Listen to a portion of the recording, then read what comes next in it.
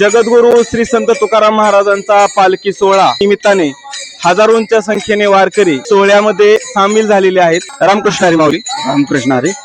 माऊली, आपण ही जी वारी आहे हे वारी किती दिवसापासून करता? आम्ही 3 वर्षापासून करतो. 3 वर्षापासून. तर आपल्या या वारी सोहळ्याचं वैशिष्ट्य काय सांगाल? वैशिष्ट्य म्हणजे वारी सोहळ्यात खूप आनंद होतो. आमची स्वतःची गाडी आहे, आम्ही गाडी गावातली काय माणसं घेऊन येतो. ह्या कसलीच पाठीमागची काही आठवण येत नाही. वारी सोहळ्यात कसे दिवस जातात काय जातात हे एवढं काय कळून सुद्धा येत नाही. देहू ते आळंदी आपण सर्व वारकरी चालत असता. आता बहुतांश शेतकरी वर्ग आहे, तर शेतकरी वर्ग म्हटलं की त्याची पांडुरंगाशी जवळीक असणारच. तर काय मागणं पांडुरंगाकडे? पांडुरंगाची मागणं, आम्ही पांडुरंगाच्या जिल्ह्यातून आलेलो आहोत. आम्ही दक्षिण सोलापूर मधून गुंजेगाव म्हणून गाव आहे, तिथून आम्ही आलेलो आहोत. आम्ही रोज तरी मागणं नाही, पण वारी ही आमची, आम्ही वारी करणार. पांडुरंगाकडे ज्यावेळेस जाण्याची ओढ लागते तर त्या ओढीबद्दल काय सांगा?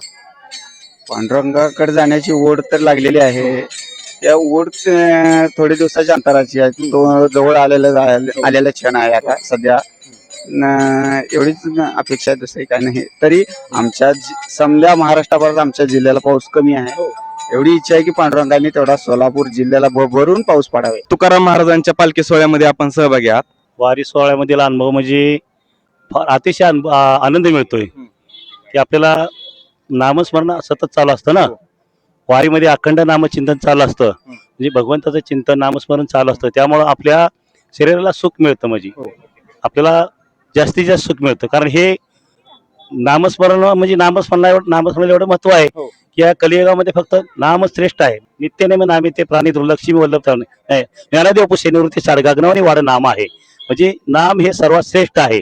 म्हणून फक्त या कलियुगामध्ये जर आपल्याला भक्ती करायची असेल तर फक्त नामस्मरणामुळेच देव भेटतो. कलियुगा माझे करावे कीर्तन तेने नारायण देईल भेटी. आमच्या या प्रेक्षकांना आपण काय सांगाल या वारीबद्दल?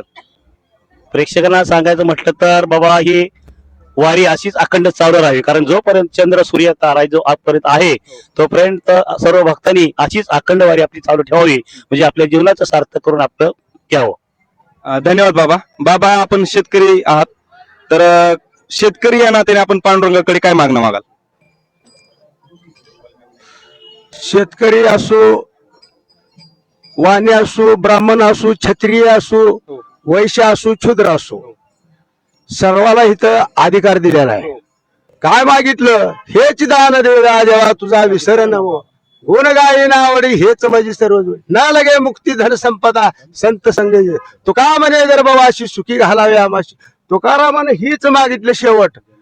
परत परत जन्म आम्हाला दे, तुझी सेवा घडू दे, आम्हाला काय सुद्धा नको. ही जी विचारांची गाथा दिलेली आहे महाराजांनी, त्या गाथेच्या विचारांना असं प्रमाण मानून जर प्रत्येकाने आपल्या आयुष्याची वाटचाल केली तर प्रत्येकाचं आयुष्य जे आहे ते सार्थकी लागू शकतं. सार्थक होणार, जे प्रत्येकाचं आयुष्य सार्थक होणार आहे. सोहळ्याबद्दलचा अनुभव असा आहे की मनाला आपल्या आळवण्यासाठी हा सोहळा आहे. कारण की जगामध्ये असे सोहळे कुठेही नाहीत. पंढरपूरचा सोहळा, आषाढी कार्तिकीचा सोहळा हा जगामध्ये सर्वात श्रेष्ठ सोहळा आहे. आणि त्यासाठी वैष्णव लोक आतुरलेले असतात. आषाढी कार्तिकी वारी कधी येते एकदा आणि मी कधी जाते असे आतुरलेले असतात. आणि त्यांचं म्हणणं आहे की आम्ही तिकडे गेल्यानंतर आम्हाला सुख शांती जीवनाला समाधान मिळतं, ही त्यांची अपेक्षा असते. पांडुरंगाकडे आपण काय मागणं मागाल?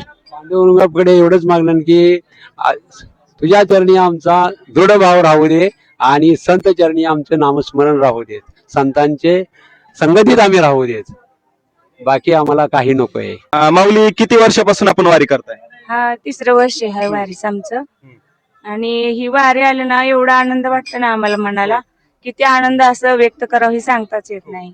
आषाढीचा सोहळा कधी येईल असं एकदम मनाला वाटतं आमच्या. पूर्वी सासुरवास भरपूर असायचा महिलांना, आणि एखाद्या सणाच्या निमित्तानं ज्यावेळेस भाऊ यायचा गाडी घेऊन आणि ती जी ओढ असायची माहेराकडे जाण्याची, अगदी तशीच ओढ मनामध्ये दाटून जाण्याची आम्हाला ओढ अशी लागते.